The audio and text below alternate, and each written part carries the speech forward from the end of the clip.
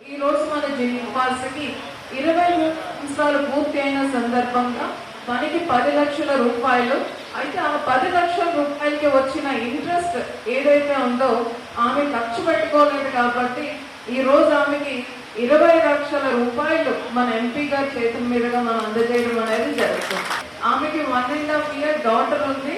ఆ డాటర్ పేరు మీదుగా 10 lakhs అమ్మాయి ఫిక్స్డ్ డిపాజిట్ చేయడంతో పాటుగా వేరొక 10 lakhs నుంచి వచ్చిన ఇంట్రెస్ట్ ని ఆమె సుకన్య పథకంలో మళ్ళా ఇదే గవర్నమెంట్ ఆఫ్ ఇండియా పథకమే అందులో ఆమె మంత్లీ జమ చేయబోతుంది.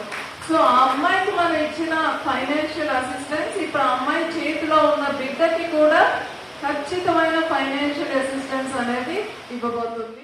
నా 19 సంవత్సరాలప్పుడే నా కోవిడ్ లో నా తల్లిని కోల్పోయాను. 7th క్లాస్ లోనే మా తండ్రి గారిని కోల్పోయాను. కరోనా సెకండ్ వేవ్ లో మా అమ్మ చనిపోయింది.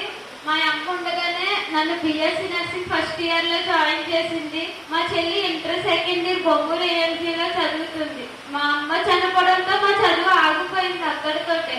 పిఎం కేర్ స్కీమ్ ద్వారా మమ్మల్ని ఆదుకున్నారు.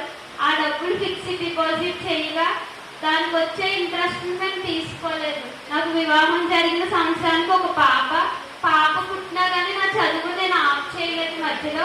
ఇప్పుడు బిఎస్సి 4th ఇయర్ చదువుతున్నాను నేను. మా చెల్లికి జిఎన్ఎం కంప్లీట్ అయింది. మా చెల్లి హైదరాబాద్ లో నర్సు కింద చేస్తుంది. నిజంగా మేము ఈ స్థితిలో నేను కానీ మా చెల్లి కానీ ఈ స్థితిలో ఉండడానికి ఈ పిఎం కేర్ స్కీమ్ మాకు బాగా ఉపయోగపడింది. ఈ వచ్చిన డబ్బులు నా కూతురు పేరు మీద ఫిక్స్డ్ డిపాజిట్ చేయిస్తాను.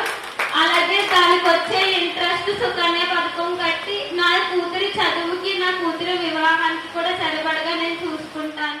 దేశవ్యాప్తంగా 19 మంది ఎవరైతే కరోనా సమయంలో తల్లిదండ్రుల్ని కోల్పోయారో వారు ఆ లబ్ధిని ఇవాళ అందుకుంటున్నారు.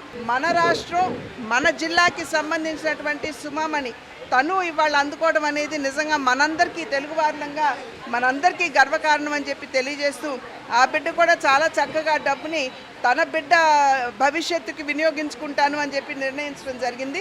సుమామణిని కూడా నేను హృదయపూర్వకంగా నా అభినందనలు శుభాకాంక్షలు తనకు తెలియజేస్తున్నాను.